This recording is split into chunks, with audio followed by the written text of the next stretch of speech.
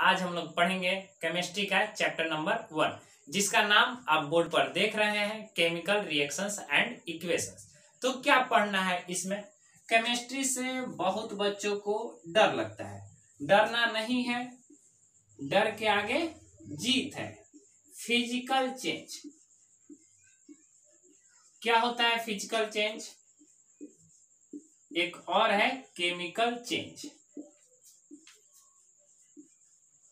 क्या होता है केमिकल चेंज? अगर फिजिकल चेंज के बारे में हम लोग कहें तो एक सबस्टांस अपना प्रॉपर्टी चेंज करे, फिजिकल प्रॉपर्टी चेंज करे और नए सबस्टांस का फॉर्मेशन नहीं हो, उसे हम लोग कहते हैं फिजिकल चेंज। केमिकल चेंज में क्या होता है? एक सबस्टांस रिएक्शन करने के बाद नए सबस्टांस का फॉर्मेशन करे, उसे हम लोग कहेंगे केमिकल चेंज।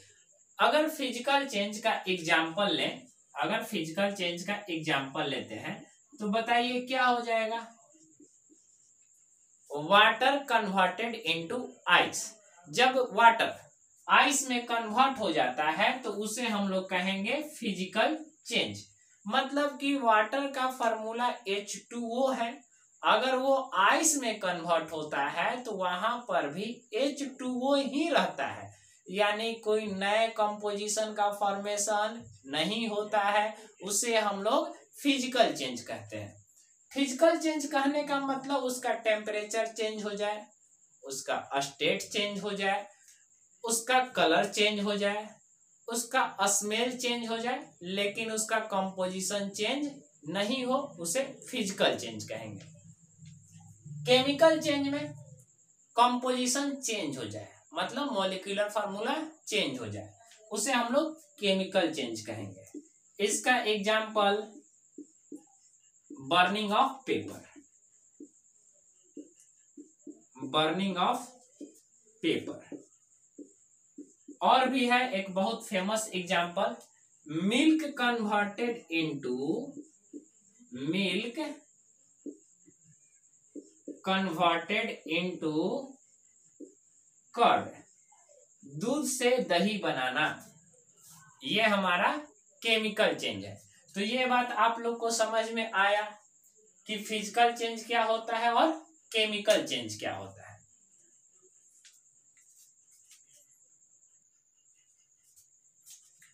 अब देखा जाए केमिकल रिएक्शन क्या होता है। केमिकल रिएक्शन, इस चैप्टर का नाम ही यही है, केमिकल रिएक्शन। ये आराम आराम से लंबा चलेगा, हम लोग इसे पढ़ेंगे। Chemical change are also called, changes कर दीजिए, are also called chemical reaction.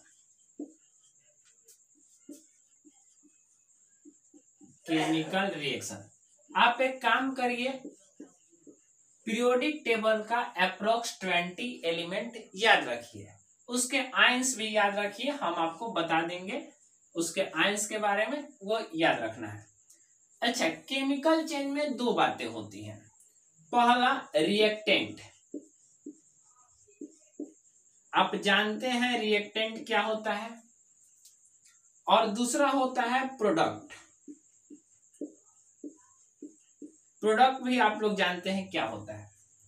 Reactant हम उसे कहते हैं जो रिएक्शन में पार्टिसिपेट हो, भाग ले, उसे रिएक्टेंट कहते हैं। और प्रोडक्ट जो रिएक्शन होने के बाद फॉर्मेशन हो, उसे क्या कहते हैं? प्रोडक्ट कहते हैं। मतलब A+B, ये एरो दिया जाए, उसके बाद कुछ हमारा फॉर्म्ड हुआ C+D, ये A+B को हम लोग क्या कहेंगे? रिएक्टेंट कहेंगे, और C+D को क्या कहेंगे? प्रोडक्ट कहेंगे। रिएक्टेंट और प्रोडक्ट आपको समझ में आया। कुछ केमिकल रिएक्शंस के प्रॉपर्टी भी होते हैं। केमिकल रिएक्शंस के प्रॉपर्टी में क्या, तो ऐसे सुन लीजिए। सबसे पहला नंबर,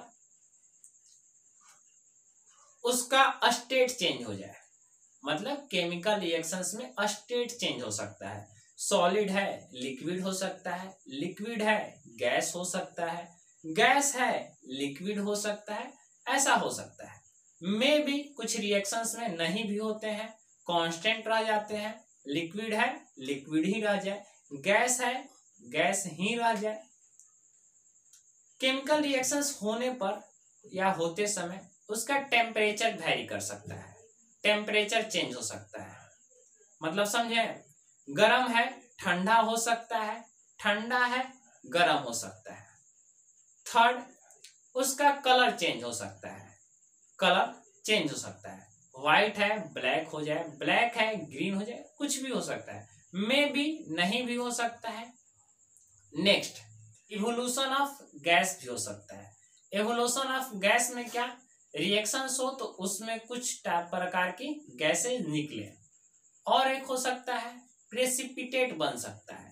प्रेसिपिटेट बनने का मतलब क्या हुआ कि अगर कोई रिएक्शंस होता है तो ऐसे सिंबल दिया जाए प्रेसिपिटेट में, इनसॉल्युबल सबस्टेंस हो जाए, मतलब सॉल्यूशन में इनसॉल्युबल सबस्टेंस जो घुले नहीं नीचे की तरफ बैठ जाए, उसे हम लोग क्या कहेंगे, प्रेसिपिटेट कहेंगे।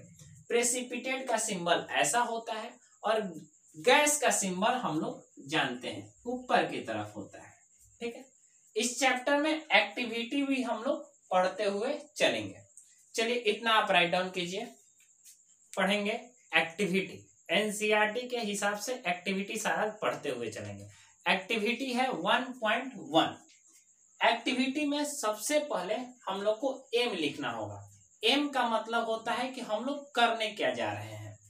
To demonstrate a chemical reaction, मतलब हम लोग एक केमिकल रिएक्शन करने जा रहे हैं जिसका प्रोसीजर है, take a magnesium ribbon about 5 centimetre long. एक मैग्नीशियम रिबन लिया गया जो कितने का है, 5 सेंटीमीटर का है, जैसा आपको स्क्रीन पर रिबन दिखाई दे रहा होगा। Second, clean it by rubbing it with A sand paper.